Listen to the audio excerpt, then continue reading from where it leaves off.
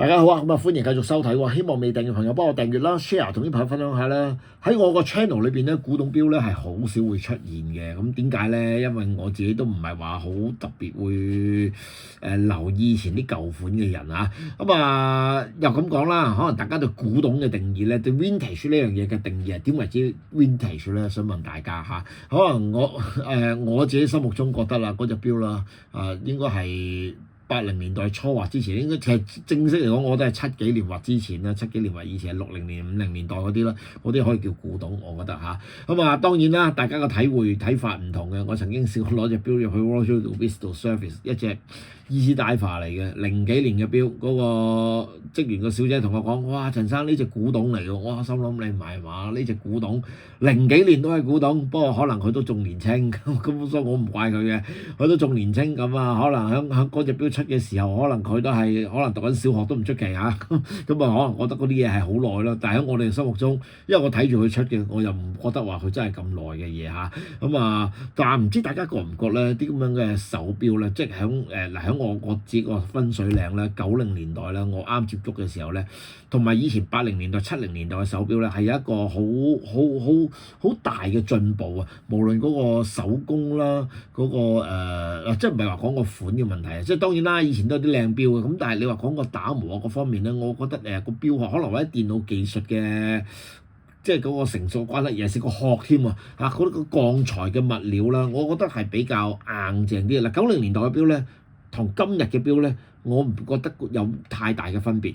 但係80年代或70年代嘅錶咧，就隻錶好新淨都好啦，同依家嘅錶咧都係有啲即係嗰個鋼水各方面好似有啲分野咁嘅，有啲唔同嘅嚇。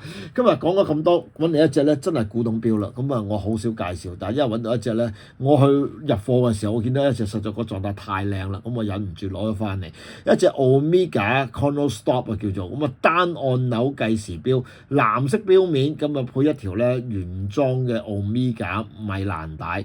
隻錶咧，大家放大啲俾大家睇睇啦。一個膠蓋面啦，藍面呢錶咧10居其9咧，塊面咧都氧化咗甩色走色㗎啦。呢隻咧，哇好新淨呢一隻，大家睇到嚇。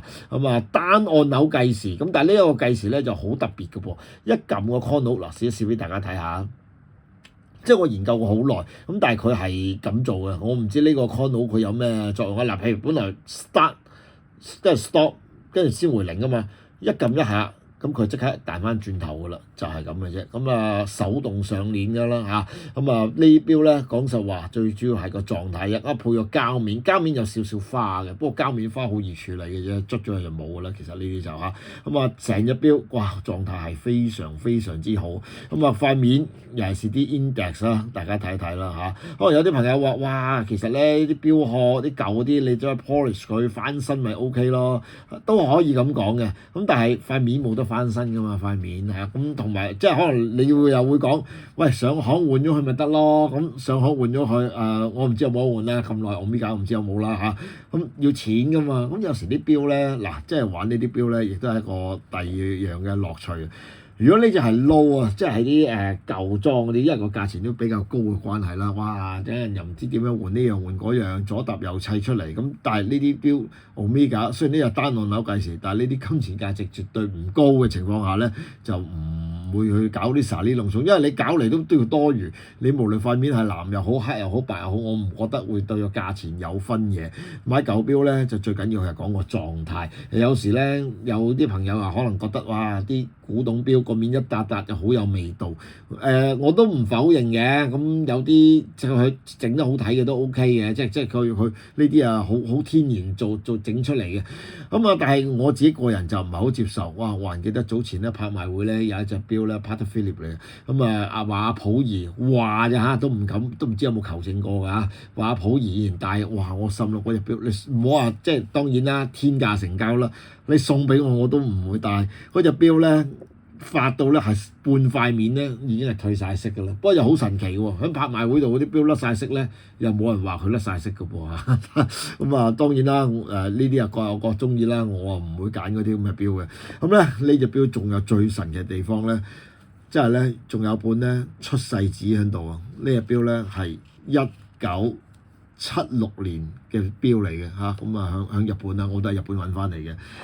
1976年咁啊，我都係70年代嘅人嚟嘅，咁啊哇，真係好難咧保存得到。有時真係好佩服啲日本仔嘅，買翻嚟啲嘢咧，即係有時大家唔知有冇去日本睇玩具睇第唔係即係我玩具唔係手錶嗰玩具，即係你睇第二啲嘢或者其他舊嘢啦。哇！佢有時啲嘢咧，你真係可以收幾廿年咧，收40-50年咧，可以夠膽死，個包裝都未拆都夠膽死，會有啲咁嘅嘢存在嘅嚇。咁當然啦，視乎嗰樣嘢嘅受歡迎程度，你啊當然要俾一個代價出嚟啦。但係我覺得值嘅，即係老實講，如果你中意，因為真係好難。你見到啲玩具佢同我都冇開盒一個盒，哇！我以前細個有嘅，第一又擁有唔到嗰啲嘢啦，有嘅。一翻嚟個盒冇兩嘢爛咗啦，已經都哇佢可以 keep 得咁，真係我覺得係好難咁啊嗱。不過又講多少少題外話，即係我自己少少經驗嚟嘅。咁呢本就說明書啦，咁啊嗰個保用證啦，咁啊。呢個咧好多時大家喺日本買錶咧，日本係最多嘅。咁點解咧？嗱，呢兩行改錯帶咧就肯定係後加落去嘅，就唔係原本嘅嗱。即係雖然我唔係筆跡專家，但係你憑佢啲筆跡啊，憑佢啲印啊嗰啲咁嘅嘢嘅感覺咧，都知道係真係咁舊㗎啦，已經都。咁但係點解會改錯帶呢度查咗佢嘅咧？嗱，大家買錶尤其是 Grand Seiko 經常發生嘅。一係咧就查咗，一係就剪鬼咗佢。點解咧？因為咧嗱，第二啲地方又唔係咁嘅。佢咧因為好多時寫咗地址電話喺度，咁涉及個人私隱啦。咁有時啲就唔係咁想，咁唔係咁想俾你知道啦嚇。雖然係賣嘢，但係唔想俾你知道啊，姓甚名誰啊，咁啊走去賣嘢唔想。咁所以咧，佢賣嗰時會用改，即係好啲又揾改錯帶啦，有啲就直情係剪個窿，咁甚至乎有啲。我見得多其實都就算有啲係好近年嘅錶，譬如PP 都好啦，佢就係成套齊晒喎，就係唔俾張紙你，咁啊張紙有地址啊嘛，有地址佢就唔想俾啦嚇。雖然可能個名可能你即係你都可能會查到嘅，因為上行可能個行知啦，你唔知啦嚇。咁但係地址啲佢唔想俾你知住邊啊嚇呢個咁啊難得咁啊，不過又咁講啦，呢隻唔係勞力士有呢樣嘢係有啲紀念價值。係有啲特別嘅收藏價值，但係金錢價值咧，我話你聽，呢啲錶其實喺我手度，只係都係萬鬆蚊嘅，萬零蚊嘅啫，都係嚇。咁可能呢啲如果你配皮帶嘅，或者隻錶勁殘嘅，咁可能1萬幾千啦，咁啊1萬蚊到啦，都1萬蚊嘅單按鈕咁啊。咁我覺得呢啲嗱，即係我好隨意隨緣嘅，成日啲朋友答我可唔可以買到呢啲錶，尤其是啲古董錶，哇！我真係愛莫能助啊！可能一生人都未必撞到第二次呢啲咁嘅錶，唔知啊！見到有企理我就買啦，個價錢可以接受就買啦嚇。我仲念念不忘咧，早前有一隻咧，不過俾咗個老友啦，有隻 Grand Seiko 咧，嗰啲古董錶，咁啊嗰個金殼金帶嘅嗰隻錶咧係嗰個。我入貨嘅時候咧，嗰個行家嗰個老闆自己 collect 嘅，咁啊佢又自己又佢見我成日買啲咁多金嘅 Grand Seiko，佢又口痕問下我愛唔愛，咁我見到哇隻錶新，即係離晒大譜嘅，咁即係60年代嘅錶，塊面新嘅一樣，咁個價。